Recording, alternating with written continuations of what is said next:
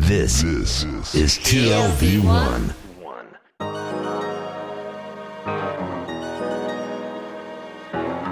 The Tel Aviv Review with Gilad Halpern. Hello and welcome to the Tel Aviv Review, a program dedicated to the word, to the thought and to debate. I'm your host Gilad Halpern, and every week I'll be engaging in close encounters of the intellectual kind with writers and scholars, or just people of ideas of all types and vocations who have done something to make our lives a tad more interesting. My guest today is the academic director of an exciting new project taking place at the Beit Berl College, not far from here. It's called The Time Tunnel, and it meticulously documents the daily lives of the different communities that inhabited this country over the past 150 years. Dr. Boaz Lev Tov, welcome to the Tel Aviv Review. Hello, thank you. So what's really the benefit of focusing on daily lives as opposed to, other kinds of histories? It's something that's really not sufficiently addressed in the canonic historical research. Yes, in the Western world, I must say that it's much more popular, it's much stronger. All this attitude, all this perspective of history of everyday life, there are a lot of names, history from below. Generally, it's social history, culture history. All those big, important fields are very strong in some of the Western societies. But in Israel, I must say that there is some delay in other fields. And we only in the last, I would say, 10, 20 years, we feel that more and more scholars and researchers are coming to those fields.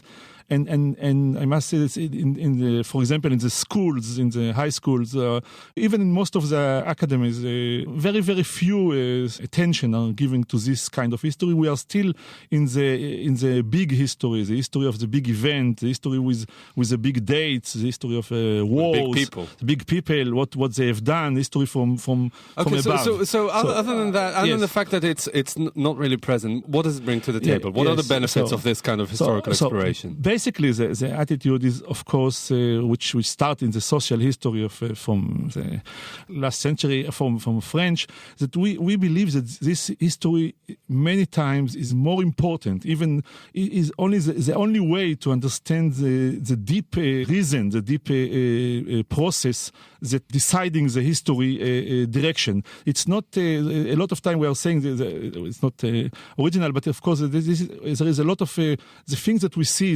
the result of the elections, the wars, the decision of the leaders, the character of the leader are only the last moment of the big process, of the long process.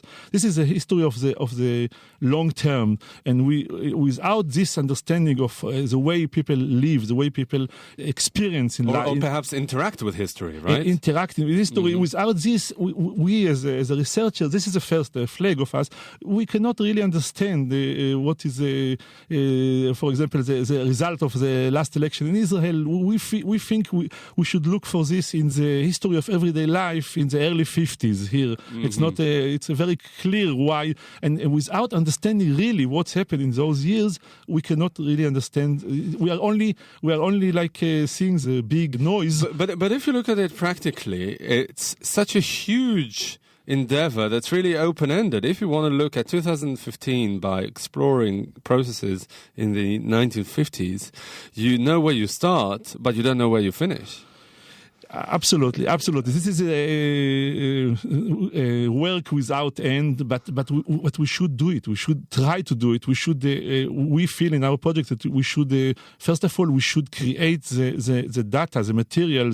Basically, most of it is collecting the memories, the pictures, the private memories. Without this, if we are not saving them and collecting them, we lose the opportunity. Next generation will find their field and another work, another research, and we are getting more and more pieces of this wide picture. Tell me a bit about the accumulation process, because part of the historian is to decide which bit of evidence is more important than the other. And when it comes to, as you said, grassroots evidence and all sorts of personal accounts and things that are really private, how can you tell which is more important than the other?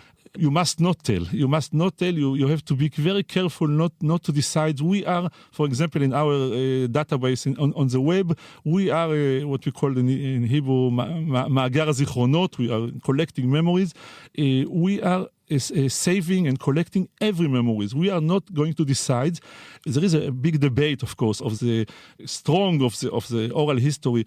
But what is so nice in this field history, in this history of everyday life, we believe that because we are going to collect thousands of memories and hundreds of thousands, we are not dealing with what exactly you have done in some specific day. We are asking you what was the way that you prepared your wedding, for example, in the 50s, in the 40s. So if I collect hundreds of those, and nobody can change the history, we will get the history. And the second thing is what is nice, that what is important, that we also believe that in this kind of history, the tendency of people to create histories that have not come from the reality is much less, because you're telling your stories. You're not going to it's not that you are fighting if I was more important than this politician. Oh, people tend not to embellish history in this way because it's so inconsequential in their view. Yes, and it's my private story, and I like this story, and this is my memory, and I have no reason to. I don't think that I am so important in history. We have to pursue the people that we are interviewing them. That their story are so important, and because most of the time we are starting to ask them those details questions, they are very surprised, because they are used to give only general answers about the big process, and we are asking them, tell me the schedule of your day, tell me the way you handle your economical private life, the way you, all those little things that how many times in a week you get a bath. Would you say that you focus mainly on folklore? No, and I really don't like this term. I think it's a very popular. It's not so far from this, but we are insisting that this is absolutely history. It's not our. It's very clear. We are guiding our students and our researcher and our people that going to high school students that are going to interview, to ask a lot of very, very correct and detailed questions. This is about the daily life. It's not folklore. It's a very detailed. Tell me what's the difference, because I'm not sure I get it. Yes. I mean folklore in general. It's more going to say some kind of atmosphere, of a general feeling, general details. We are fighting against this. We don't want to say that it was hard days. It's not really interesting. Tell me exactly what was so hard. How many hours you were working, how much money you got, how much it cost to have a lunch. All those things. It's not in the term of folklore. It's many times it's a very hard stories. It's a very like to be boring, but this is not boring. This is real life. Yeah. And what do you do with when you try to sketch the years that are really distant history, when people are no longer with us to tell the stories? What do you do then? Okay. This is harder, of course. So our first mission is to save the old people that's still alive, to save their memories, to save those pictures, to save their experience. But in this field, when you are trying to research, like in my PhD, for example, or something like this, so of course you are using other term of memories that someone collect, or a lot of time newspaper are very, very important. Newspaper, daily newspaper, regional newspaper are very, very important, because they are reporting about the daily life, and pictures and movies and all those things. It's very hard. It's very hard mission, but so our purpose is to make it easier with the generations that are still here. When is your starting point exactly? We decide to start, our project. We declare it's 150 years, not by accident. We are going like 10, 20 years before the first Zionists have come to this land, and it's quite of the part of the attitude, because we are not dealing with Zionist history as a center. We are dealing with the history of everybody, which can be the Jews and Palestinians and Arabs and every kind, and German and all those people that were still here in some days, and we are not going to decide, and it's not by accident, it's because in this history of everyday life, a lot of time we are discovering that the real life, there is much more connection between people from different groups, which politically and in the religious, in the national, are very, very separated. And in the official history, the big history, where like Jews and Palestinians here in this land, is when you are checking the real life, the daily life, even today, but even if you're doing it in the late Ottoman period, which I did in my research, so you are discovering much more natural connection between neighbors and culture influences and curiosity and a lot of connection, which is not coming to the official histories that are talking more and more about dualic histories. Right. There is a real debate now about the Mandate period, about the late Ottomanic period. I am sure that the picture of little Jewish minorities that living separated from the Palestinians majority here, it's not the real history. But it's about the mandatory period when there is a real clear fight between two nation movement. Still, I think that when we are collecting the histories of Haifa, of Tiberias, of Jaffa, if you are going to the real places, you see that more and more places are there a lot of connection, and very, very important connection in the daily life, even in the hard years of the riots and the fights, and because this is natural. There was still one society divided to communities that still interacted with each other. And there was no borders, no clear borders like today. It's very problematic life, but there is so many connection, and people are looking one on the other. People are influenced. People are very interested, even if it's sometimes the other side, even if it's what's so-called enemies. But when you are living together in the same building, in the same neighborhood, you cannot for a long time see the other one as always as an enemy. Did you collect testimonies also from Palestinians who are no longer around in refugee camps? I should have started with this.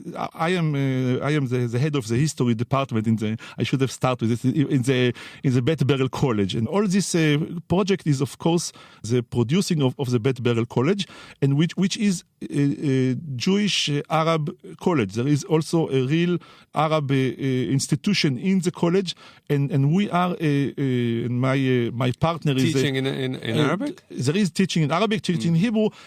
But sometimes separated, sometimes together. But our project is I am doing it for 4 or 5 years with my colleague Dr. Kosai Hajichia from Taipei, very good friends of me, and all the groups of lecturers and students. Everything is Jews and Arabs students and Jews and Arab lecturers, and this is the real mission of this project. I would say we started with the academic flag. I would say now in the term of political, social flag of this project, we are talking about the relationship of Jews and Arabs today, and we are always saying that there is a lot of projects of living together, Jews and Arabs, and most of those projects are doing a very nice thing, a lot of efforts and goodwill and everything. But what they are doing, if you think about it, the worst thing for them is history. They are talking about arts, about sports, about natural, about everything, juggling, whatever you want to do. Because history is a recipe for conflict. Isn't Absolutely. It? This is the concept of if we talk history, we will start two conflicting narratives. Yes. The narrative. I would say independence. They would say Nakba. This is everybody is right, and this will be the end of the meeting, the end of living together. What our purpose is that if you are going to this history of everyday life, history from below, what is so nice and so important is that this kind of history is not contradict. It's not. It have to be done together. It's just apolitical, isn't it? It's not exactly a political. You are coming to the political level, but from the private sphere. You are doing it in a way that people can listen because Okay, so based on this, let me ask you. Do you think that Jewish-Arab relations in the 1930s were better than they are today, or vice versa? It's hard to judge better or not, but I must say, I think that also today, if you would check the everyday life of Jews and Arabs, there are so many positive phenomenon, much more than we are ready to admit, and sometimes we are feeling only the bad and very problematic. But also in the 30s, it was much more like this. We can find a lot of connection, a lot of, and therefore, if you are doing this, the connection between Jews and Palestinians today, researching the history of everyday life in the 30s and 40s and 50s, it's not something that we can choose to do. If we're not doing it, it's not the right attitude, because you have to get the whole picture. And the whole picture where in this land always there was Jews and Palestinians living together. And if you want to understand so you have to do it together. So our partnership is very natural. And if you are leading the other sides, I am telling you about the memories, hard memories sometimes of my grandfather. And I really think that you have to listen to this. But also I will be ready to listen to you, because it's part of the mutual honor and legitimation. So this is the main idea of the project, that by this working together, we are if I am very interested in Palestinian music of the 30s, it's not contradicts the Hebrew music, the Jewish music in Israel in the 30s. Also, other than the research project itself, you also have an exhibition that is open to the public. Yes, all the idea. We're working with students for our college, Jews, and with the students we are working with high schools, Jews and Arab high schools in Israel. We're doing like a couple of Arab school and Jewish school together, our students guiding the high school pupils, and we are, and all the idea, what one of the biggest advantage of these fields of history is also that this is very popular. People like it. Contradict to the history of big thing. People like the history of food. People like the history of sport. People like the history of music, of dancing, of fashion, and people like it. It goes to their life. So we are coming to the high school and saying to them, choose, or to the student, choose what you like and research this field in the last generation. Go to interview, and then because it's so popular, it's very easy to make like a happening, to make exhibition. And this is our principle, to go back to the public. We are going to for example, to a big mall or a hospital or something, and showing this history. So it's also community based, not just the research itself. Everything. Absolutely. All the idea is to give after we made some research and some analyzing, and we collect the materials, we are going back to the communities and we are showing them our exhibition, and this is also to make them to give us more materials to our website. And what you're doing there is really the polar opposite of everything that we heard about the Ivory Tower and people doing research who are closed in their little rooms and damp libraries. Boaz Lev Tov, I'm afraid this is all we have time for, but thank you very much for coming in and telling us about this really fascinating new project called the Time Tunnel. I must say the Time Tunnel of Beit Berl College, and everybody can find it in the Google and the web, and we really need the assistance of the communities from both sides. Okay, fantastic. Thank you very much. That brings us to the end of our show today. Thank you very much for listening. Also, big thanks to Alex Benish, the technical producer of this show. I'm Gilad Halpern, signing off here in Tel Aviv. Do join us again next week for another edition of the Tel Aviv Review. And until then, goodbye.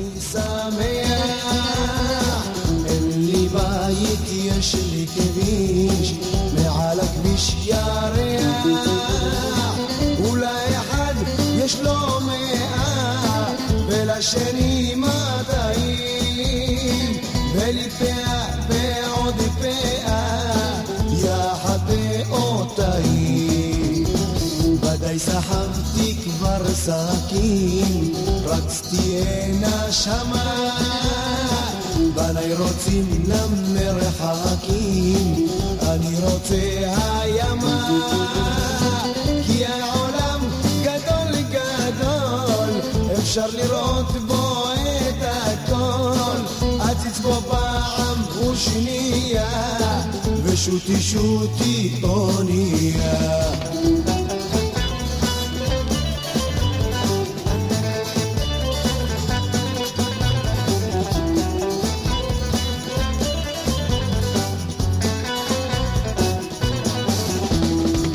אקח איתי עגבנייה, סידור קטן ופיתה, מעל סיפון האונייה, למרחקים הביתה. אמריקה היא פה משמאל, ומימין אוסטרליה, ניגש הקברניט לשאול, לאן נוסע גדליה?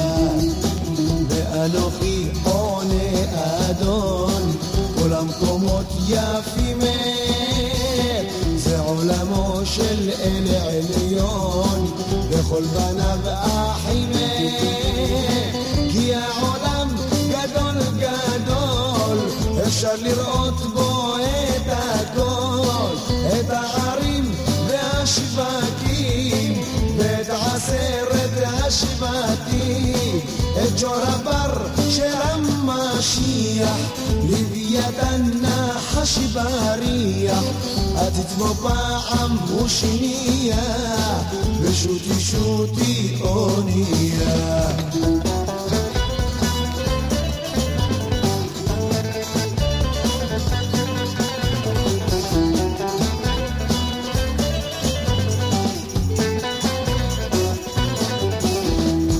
בבוא היום אני אומר, לקברניט היא קונה, האוקיינוס כבר נגמר, ישובה הירקונה, ובנמל קל צוען, ינעם גלי הרוח, והבשר תודה לאל, דל ישב לנוע. והוא צוחק והוא בוכה, שואל איפה היית?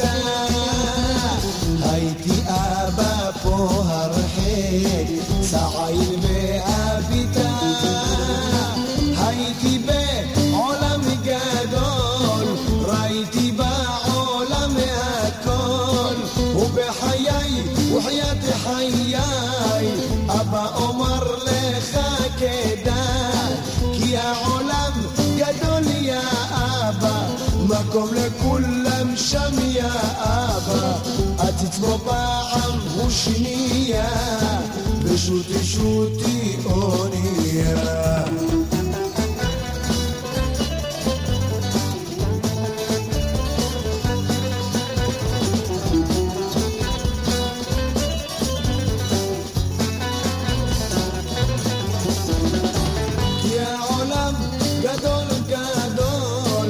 אפשר לראות בו את הכל, עציץ בו פעם ושנייה, וזהו שיר האונייה, וזהו שיר האונייה, וזהו שיר האונייה.